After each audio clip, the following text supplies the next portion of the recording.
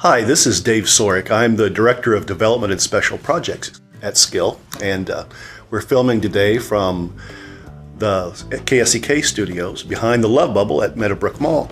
And I'm enjoying a morning breakfast beverage from the Love Bubble. Love Bubble's a little coffee shop and retail store located in Meadowbrook Mall, just outside the KSEK studio. So today's Halloween. It's Halloween 2007, and 2007 is a very special year for us in the history of SKIL. It marks our 15th anniversary. And I'd like to talk to you a little bit today about some of that history with SKIL, talk to you a little bit about the different communities that we're involved with, and some of the subsidiary arrangements that we have with different projects involved in different communities. So 2007 is the 15th anniversary of SKIL. We were founded in 1992 as the Rehab Act was reauthorized and some fresh dollars came into the state of Kansas. Some seed money was given to SKIL and the original founding board to start services in southeast Kansas. And we started, as you've heard earlier in an interview with Sherry Coatney, with a little $100,000 state grant. And we've grown quite a bit over the past 15 years. In fact, the budget that we've approved for this next year approaches $25 million. And I'd like to explain to you a little bit about where we have a footprint in different communities and kind of what those different projects are. Starting in Parsons, I guess, that was our original site, 1992.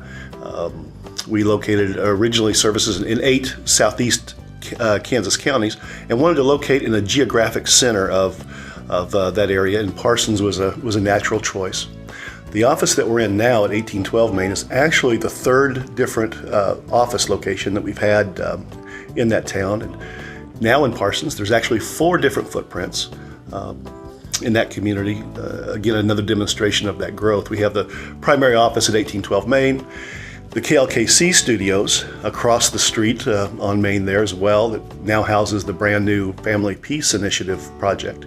We have Independent Strides, the home health care agency, located in Parsons as well, and recently relocated the Southeast Kansas Assistive Technology site out of the corporate office to a different location, again, just down the street from us. So, Parsons is a good example of the growth that we've had in the last 15 years. Pittsburgh's another great example of the growth that we've seen in our business, in our agency throughout the last 15 years, where we currently operate 2 footprints. We have the satellite office that's located 3rd and Pine, and then this KSEK complex here that houses the Love Bubble and KSEK AM and FM studios as well. So 2 locations in Pittsburgh, with additional branch office locations in communities like Columbus and Independence, Fredonia, Chanute, Sedan, Yates Center, even an operation in Hayes that we refer to as SKIL of Western Kansas, and our location in Wichita, which is the home to the South Central Assistive Technology site. And I believe I covered all of them there. We're active currently in 10 different communities with actual storefront operations.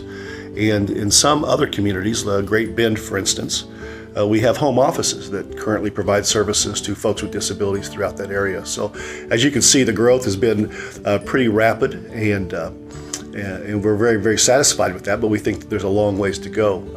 I think Sherry referenced in her initial interview that we were charged with serving about 60 or 70 people in that initial grant. And currently the count is well over 4,000 people, and there are many other Kansans with disabilities that need other services, and we're looking for other opportunities to serve them as well.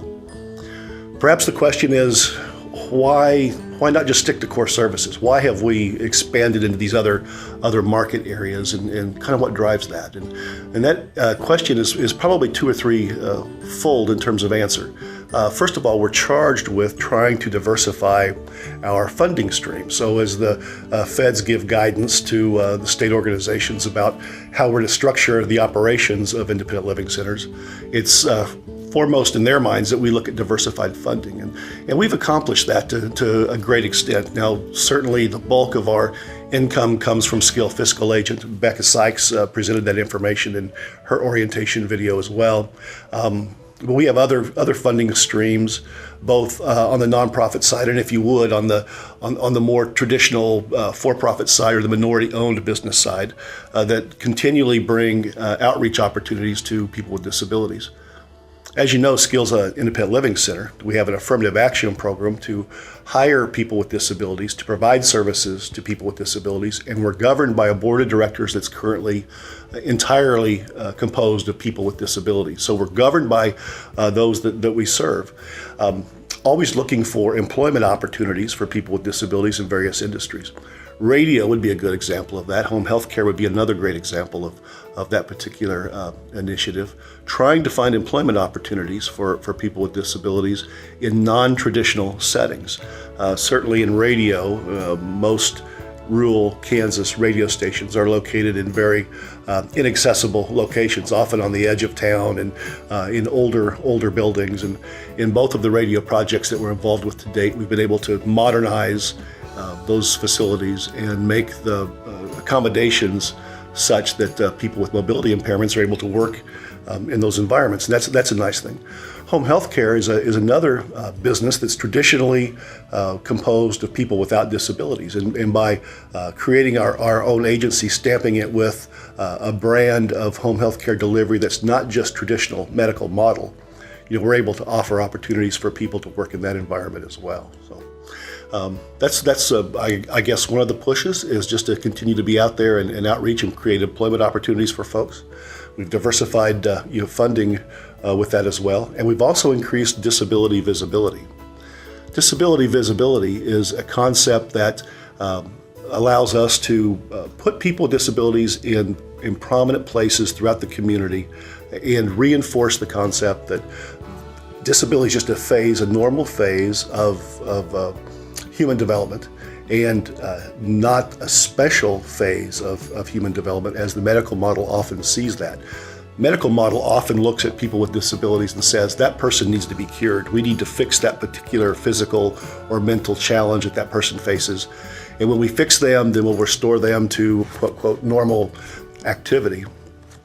In the independent living movement, we believe that disability is just another phase of development. So if you're fortunate enough not to have been born with a developmental disability or a sensory impairment or an autism spectrum disorder, odds are if you live long enough with the advances that we have in medical technology that you will acquire a disability in the course of your lifetime. That's why concepts such as aging in place are very, very important to us, and one of the values that we bring to some of the rural communities that we serve as well. By offering opportunities to receive services in one's own home, people are able to stay in smaller towns throughout the state of Kansas, either in an ownership situation with housing or in a rental situation with housing, where they're shopping in local stores and employing people in a local community and staying in place.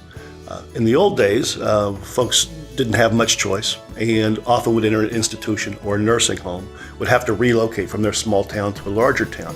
And we've seen that in several of our communities. Pittsburgh is an example of that, with several nursing facilities traditionally located here, as well as a hospital. And Hayes is another example of that, where people have relocated from throughout western Kansas and have come into town to receive those services that in the past were not available in their home communities. So we have a nice relationship with our rural towns in Kansas. We see ourselves as a very valuable economic development tool there, and we have tremendous economic impact in some of those communities. I guess the situation in Sedan, Kansas, where we opened an operation a couple of years back, probably highlighted that more to me than some of the other projects we've been involved with, just because of the very rural nature of Chautauqua County and the rural nature of Sedan. And the opening of the office in that situation certainly made a great difference in terms of the economics in that town, and opened up opportunities for people in Sedan to age in place and not have to relocate to communities such as Independence or Coffeyville or other locations that would traditionally have nursing home types of services. So, that aging in place is a very, very important component for us, and it couples with that concept of disability visibility. One of my psychiatry professors talked about a concept of tumbling upon a solution. And his point was, his analogy was, often the greatest advances that we make in social science are not by design. And honestly, SKIL was not created with a grand plan, a 5-year plan or a 10-year plan that we intended to go in this particular direction. But most of the changes that we've made are things that we've tumbled upon, that we've tried a particular idea or a concept, and through trial and error, we've stumbled across a solution. We've literally tumbled across that. We've fallen down upon that particular solution. And the Main Street location of our branch offices is one of those examples of tumbling upon a great idea. We've struggled in some communities about where to locate a branch office. Sometimes, because we typically rent properties are located on the edge of town or not in the most accessible of locations.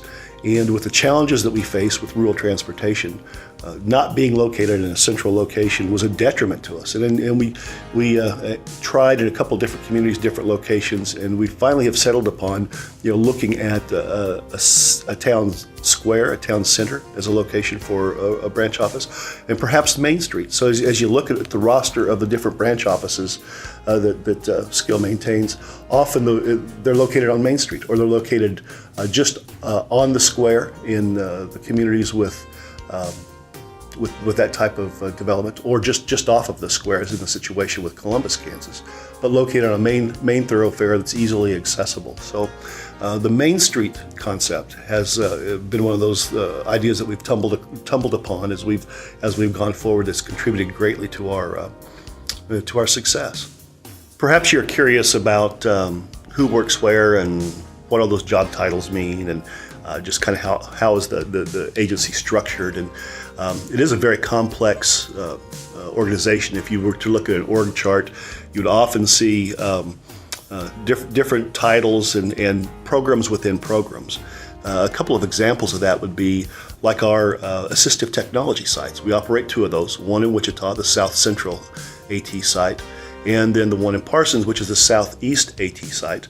And within each of those programs, are actually sub-programs. For instance, in the Parsons location, the Southeast Assistive Technology site, we operate a program called Agribility, which is an injured workers program as well. We also operate a KEE program, that's KEE, Kansas Equipment Exchange. We operate that in Wichita as well, where we talk about loaning, where we re-loan equipment, medical equipment to people in needs, and talk about other resources that we can bring to bear for them at low or no cost to those individuals. Many of the branch offices also have different components within them.